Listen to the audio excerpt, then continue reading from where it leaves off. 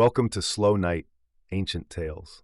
Tonight, we journey back to the autumn of 1922 to a quiet village in Korea. We will listen to Na Do-hyang's deeply nostalgic and reflective story, Old Dreams Were Pale. As the cold autumn wind whispers through the persimmon trees, let the memories of a distant childhood wash over you. Close your eyes, take a deep, slow breath, and let us drift into the past. Old Dreams Were Pale. Part 1. The Persimmon Tree.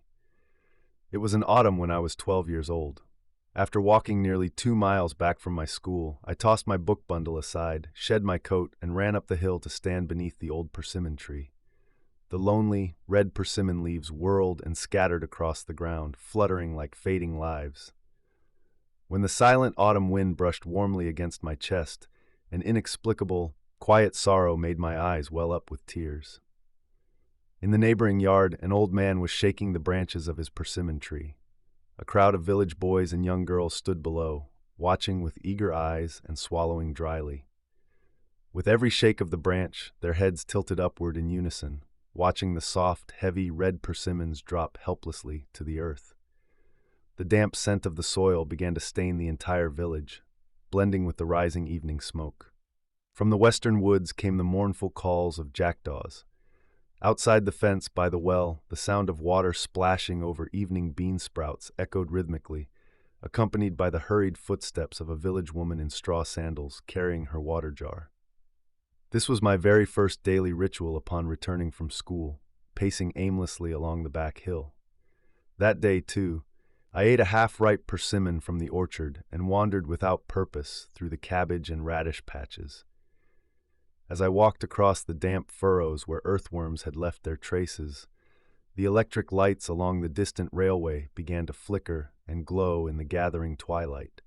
Just then, my little brother stepped out of the back door wearing straw sandals. He must have been complaining about his dinner in the kitchen, for his fingers and the corners of his mouth were covered in grains of rice. Holding his prized nickel-plated spoon upside down, a spoon no one else was allowed to touch, he looked up toward where I was standing and called out, "Brother, come eat." "All right," I answered. I walked over silently and took a seat at the edge of the wooden porch, claiming a corner of the dining table. There were only 4 of us eating: my mother, the elderly maid who helped around the house, myself, and my 5-year-old brother. Part 2. The Evening Silence. What could a 4th-grade elementary school boy truly know? What capacity did I have to feel or understand the world? Yet for some reason, from that time on, my young heart was filled with a constant, heavy melancholy. Whether it was a single tree branch trembling in the wind, an evening sparrow chirping softly under the eaves, a rooster drawing out a lazy afternoon crow, the distant stars murmuring in the sky, or the cold moonlight shining over winter snow, everything pulled my fragile emotions into a pale, sorrowful whirlpool. Even the glistening white dew clinging to the leaves of vegetables in the garden brought unbidden tears to my eyes. Perhaps it was the first awakening of a poetic soul, or a profound yearning for some mysterious, distant realm. Whatever it was, I walked a different childhood path from others, though now it remains only a hazy, fading memory. That evening, too, as I lifted a spoonful of freshly cooked rice on the dimly lit porch, a deep sense of loneliness settled over me. The faint smell of wood smoke made my heart ache even more. Silence gave birth to silence. Silence stretched into silence, making the dim evening feel even darker. I felt a nervous tickle in my chest. I despised that stillness. Catching sight of a large spider weaving its web back and forth beneath the straw eaves, I shuddered and looked toward my mother, who sat quietly chewing her food, lost in deep thought. Then I looked at my little brother, who was wiping his runny nose on the back of his hand while picking up side dishes with his fingers. "Old woman, please bring us some water," my mother said, breaking the heavy silence. The maid wiped her hands on her apron, took a bowl, and stepped down into the kitchen. The heavy iron pot lid clattered once, and she returned carrying a bowl of warm, roasted rice tea. My mother handed the bowl toward me without a word. But before she could ask if I wanted to mix my rice with the water, my little brother whined and grabbed for the bowl. "Water!" he cried.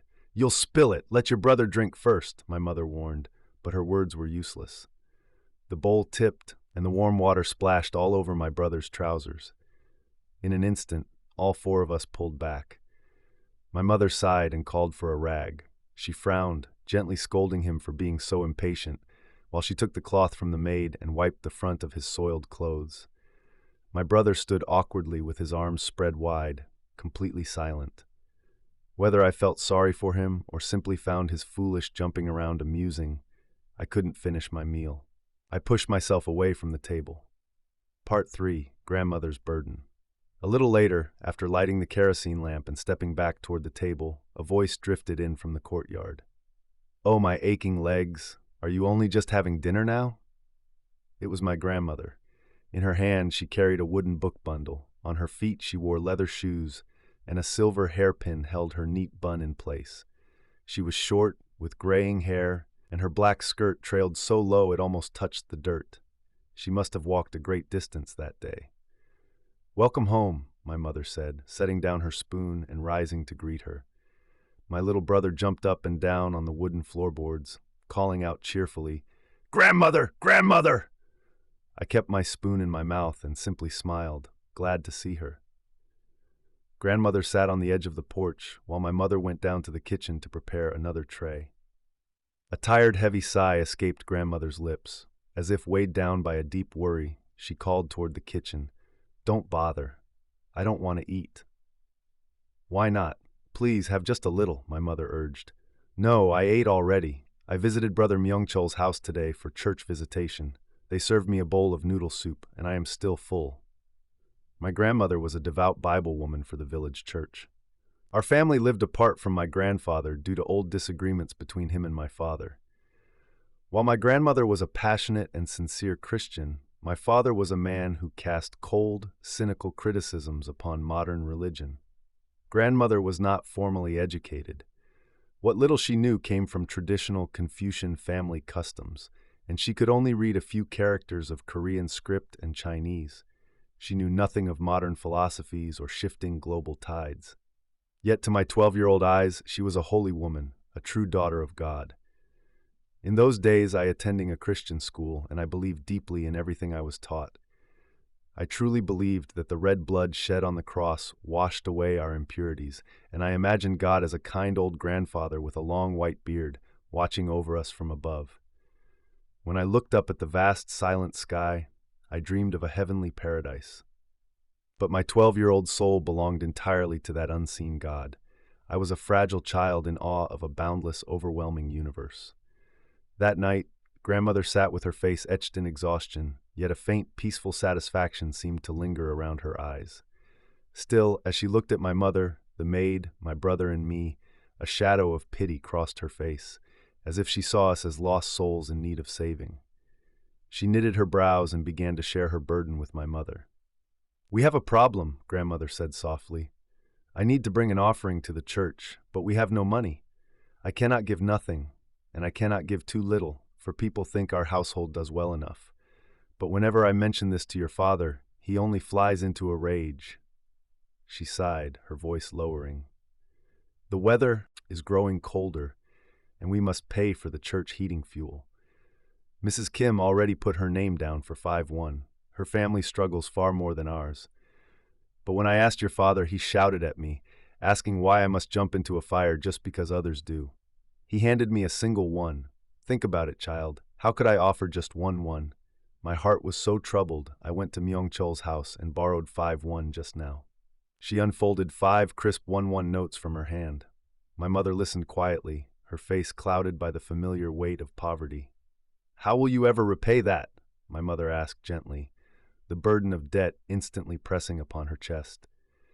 "Well, we will find a way to repay it somehow," grandmother replied, though her voice lacked certainty. "Even if I have to pawn something." She stood up suddenly, preparing to leave for her own rooms. "Has the child's father not come home yet?" she asked. "No," my mother replied quietly. "He is always late these days." Part 4. Waiting in the Dark. My mother stood at the gate, watching the dark shadow of my grandmother slowly fade into the gloom of the night. Even after the shadow had completely vanished into the pitch-black evening, my mother remained standing there, gazing into the empty darkness as if searching for something lost. I stood beside her, piggybacking my sleeping little brother. My mother had her sleeves rolled up, her arms crossed tightly over her chest, her posture slightly bent with care. Her face, worn down by the hardships of life, looked unusually pale and sorrowful in the cold night. Her hair fell over her forehead, shading her eyes, and looking at her made me want to weep. Her stained kitchen apron and worn straw sandals made my heart ache with a quiet shame. Whenever a white traditional coat flickered faintly in the distant darkness of the road, my mother would whisper to me, "That must be your father."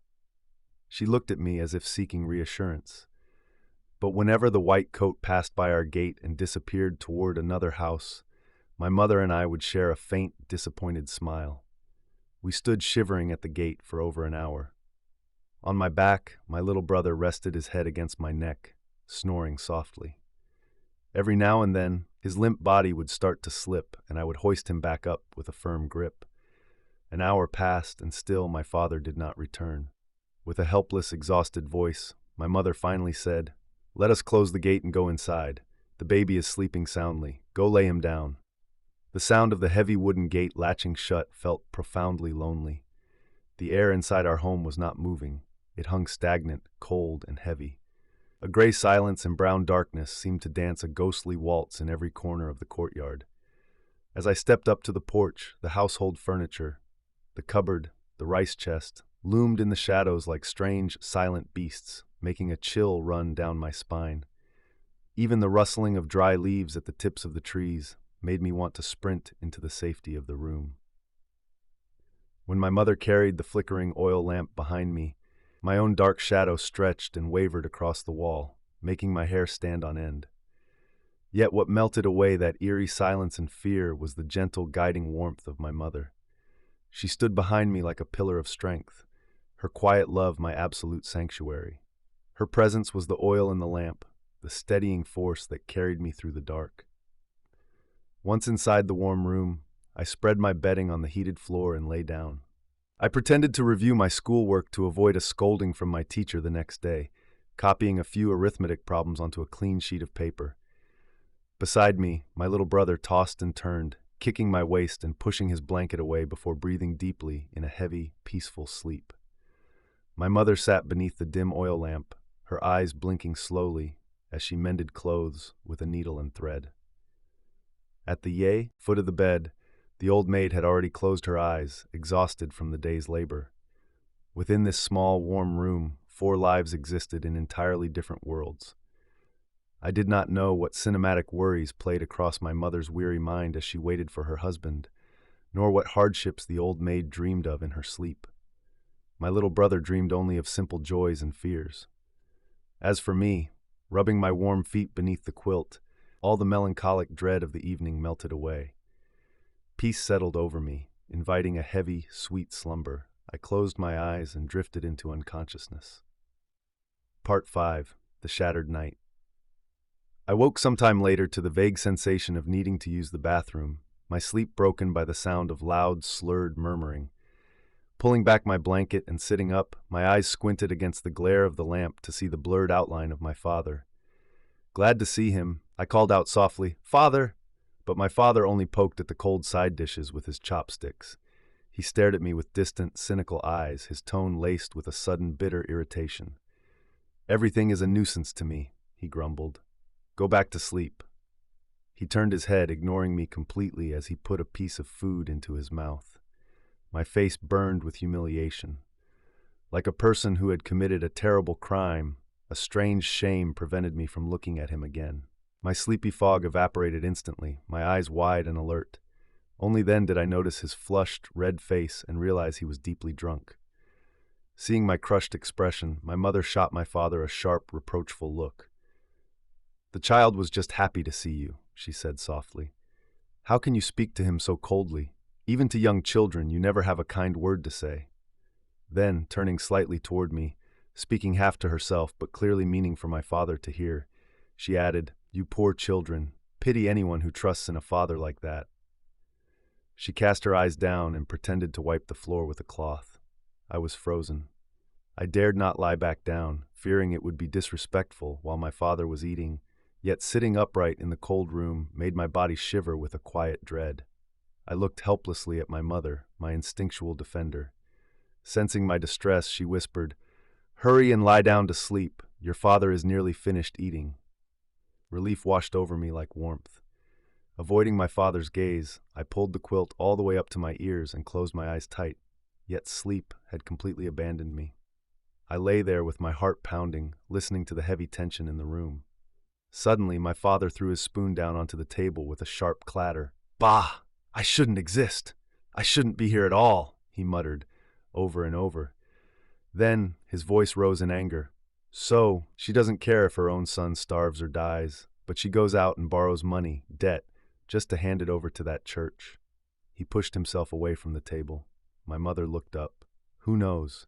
Why are you taking your anger out on me?" Before she could even finish, he scoffed loudly. "What? It's unbelievable. What is Jesus? What is the cross? Do they think wearing leather shoes to a chapel makes them superior? Why is an old woman wearing Western shoes, wandering around like a character in a moving picture? Do any of them even understand what Jesus actually said?" He waved his hand dismissively, his voice dripping with drunken sorrow and frustration. "No, Jesus wasn't a bad man. He was a good man, a true sage. But those so-called believers only worship the man. They don't understand the God he proclaimed. God is everywhere. God is within the heart of every person. But what do these women know? When I speak the truth, they just dismiss it as a drunkard's raving. It is like playing a harp to a cow. They know nothing of true faith, yet they cry, 'Jesus, Jesus,' and pray. That is the behavior of the weak. A person must be strong."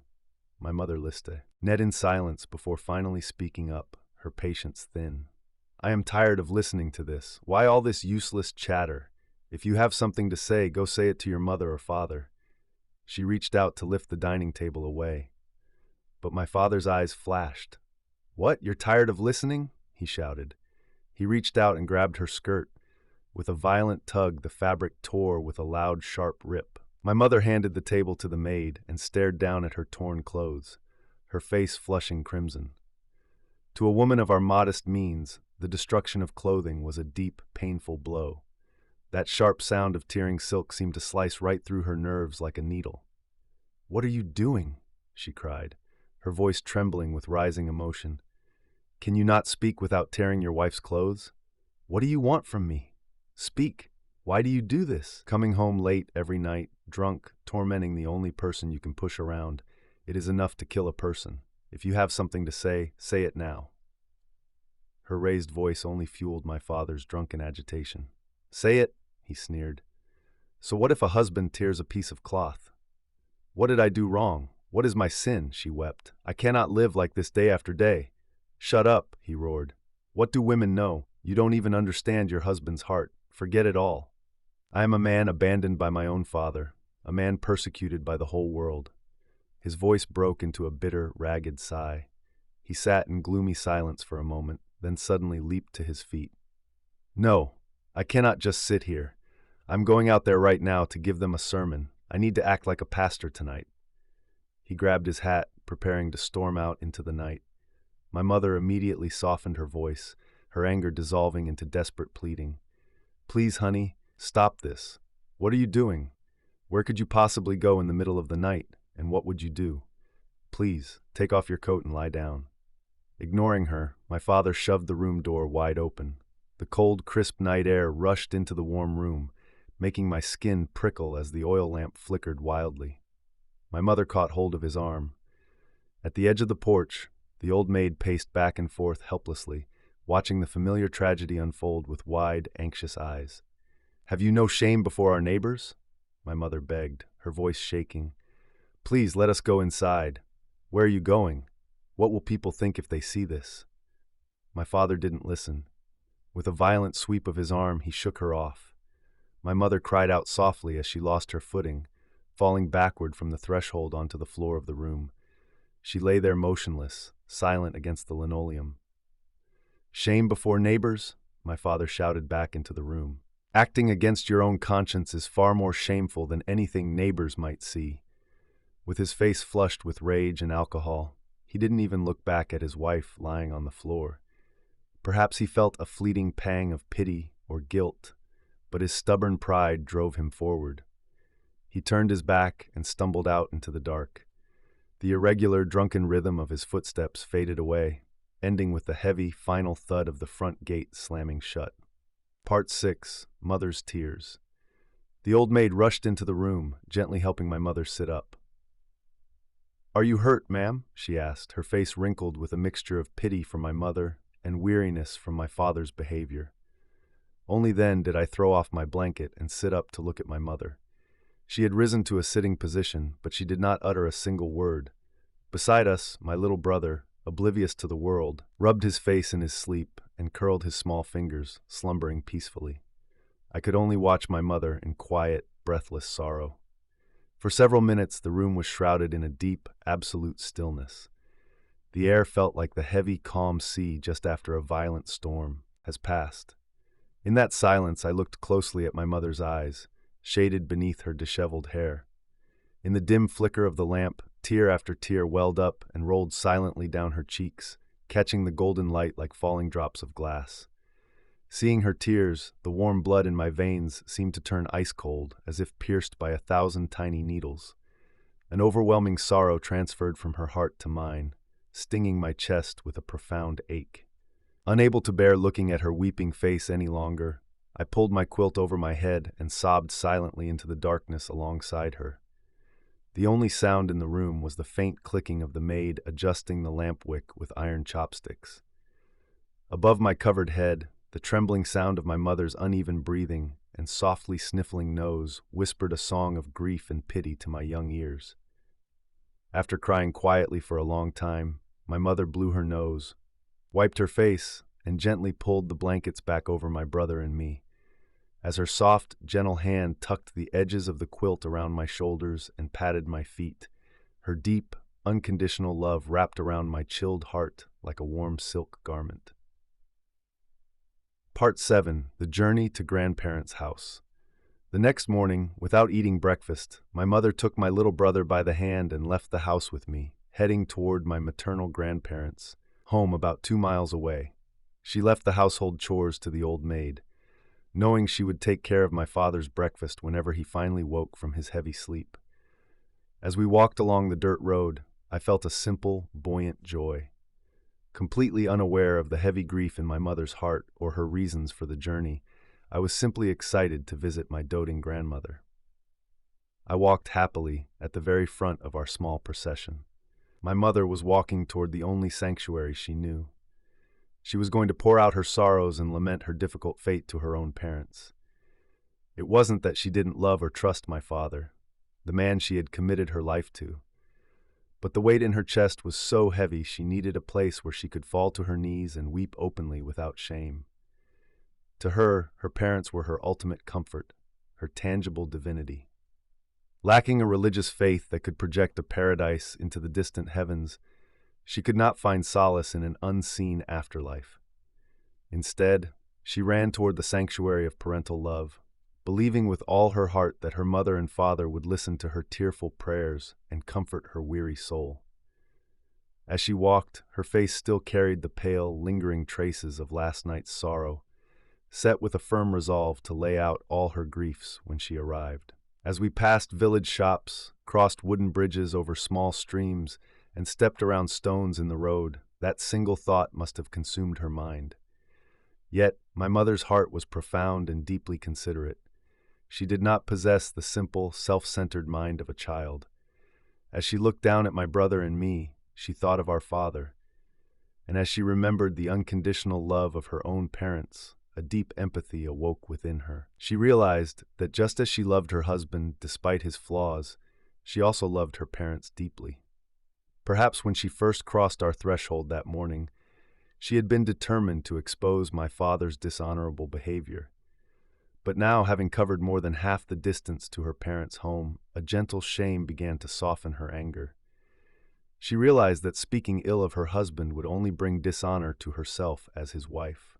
More than that, she thought of the heavy emotional pain her words would inflict upon her aging parents. She knew that pouring out her grievances might bring her momentary relief, but it would shatter the peaceful hearts of the mother and father who loved her so dearly.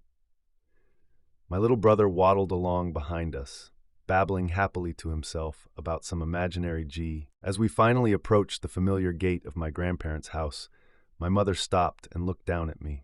Her eyes were calm, filled with a quiet, enduring strength. In a soft, gentle voice, she said, "When we see your grandmother and grandfather, do not mention that your father drank or caused a fuss last night. Understand?" She looked into my eyes, waiting for my reassurance. "Yes, mother," I replied simply. As that single word fell from my lips, it felt as though a great tangled knot in the universe had quietly come undone.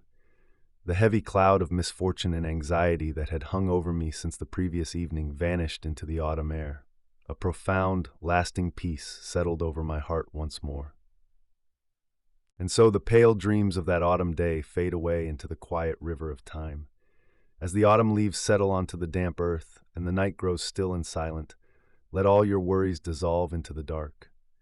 Rest your mind, breathe deeply, and let the peaceful silence of the night carry you into a deep, dreamless sleep. Good night.